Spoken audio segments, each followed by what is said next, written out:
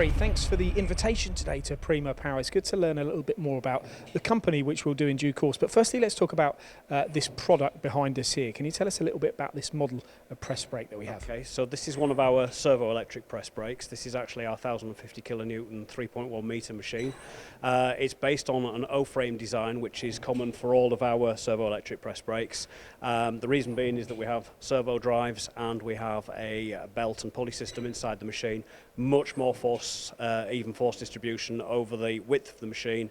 So basically you get your force no matter where it is across the bending width. Okay, I'm going to come back to that because that is a very interesting point. In fact, it's the first time I've heard of that today. But I want to ask you firstly about the servo electrics. What's the advantage, in your opinion, to having a machine driven like that as opposed to hydraulics? Okay, with the servo electrics, basically it's electrical, and that means that the machine only uses the energy when it needs to, rather than having hydraulics running with the pump going on in the background all the time. And of course, anything with hydraulics, with any oil leaks and the maintenance that goes with that. Servo electrics, it's on when it needs to be, it's off when it doesn't need to be, and very, very low maintenance. Can you exert the same sort of power when it comes to a machine like this? Absolutely, that's just down to the drive system and the power, the electrical power of the drive. Okay, now then the O-frame. Now this is a really interesting point because first time I've ever heard of this. Just to explain again how that works and why it is of benefit to have that as a build. Okay, well with an O-frame you've got completely closed loop, so that means if you contrast that with, let's say, a C-frame, what will happen is when you're exerting the force, the C-frame will, no matter how robust it is, tend to sort of exert the forces and spread itself open. With an O-frame that can't happen because it's a completely closed design.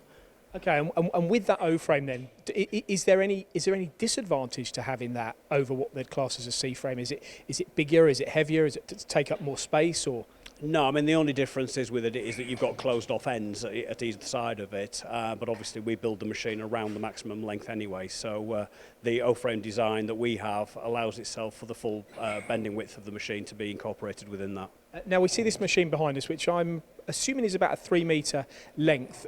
Can you tell our audience the sizes that the machines go to and where they start if someone was interested in something smaller? Okay, so on the smaller version of this machine, that's basically a 2 metre machine in layman's terms. This one is a 3.1, we then do a 3.6 and a 4 metre version. Okay, so pretty extensive.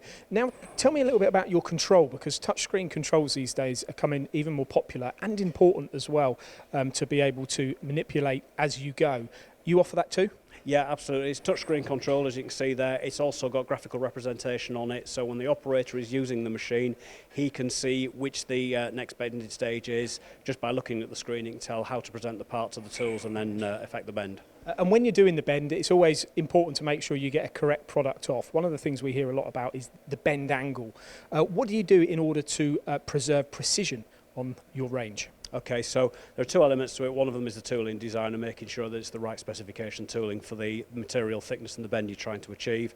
The other element that we can have is for our machines we can put automatic angle correction on, which is basically a laser sensor on the side of the machine that picks up the bend angle being produced and automatically compensates the machine to create what we're looking for. And the power of the machine in order to bend, different thicknesses of materials, how do you compare in that way to other machines in the market? They'll be every bit as comparable as an equivalent length machine from any other manufacturer. So in this case we've got 1050 kilonewtons, so that's plenty of power for the material range that's going through that for an average sheet steel type of application.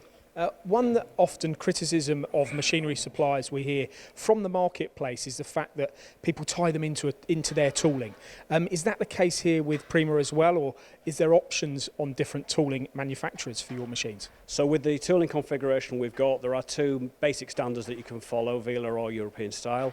Our machines, when we're building them, we can just configure whichever way around we need them to suit the customer. So if they've got a particular style they're using already, then we can just basically build the machine around that. And then from that point of view, they're then free to go to the normal tooling manufacturer who can make the tools to suit. Technically, machine sounds very sophisticated and right up there. What about the support that you're offering here from your HQ in Coventry in England? So for the support that we've got here, we've got an excellent team of field service engineers that cover the whole of the UK and Ireland. So they're all very skilled engineers. They all go to the factory regularly for training. And normally, if we have any problems, we ring up here to our head office, and our service manager will then organise parts and organise engineers to be there as quickly as possible. Energy efficiency is a big part in today's, when people are purchasing machinery. You mentioned about the servo motors. Is that the only thing that makes these energy efficient, or do you go beyond that? There's two elements to it. One of them is the fact that the machines are running on servo electrics, obviously, which makes them energy efficient. Also, the way that the machines are optimized and programmed will mean that they're only using energy when they need to use energy. But also, the build ethos with the machines is that we try to keep the carbon footprint for actually manufacturing them as low as possible. So there are two elements to the overall machine design. So they're cost efficient to use. Are they cost effective to buy? Are they expensive? No, they're comparable with a very, competitive piece of machinery, but also a high-end piece of machinery. You get a good quality machine for the price that we ask for them.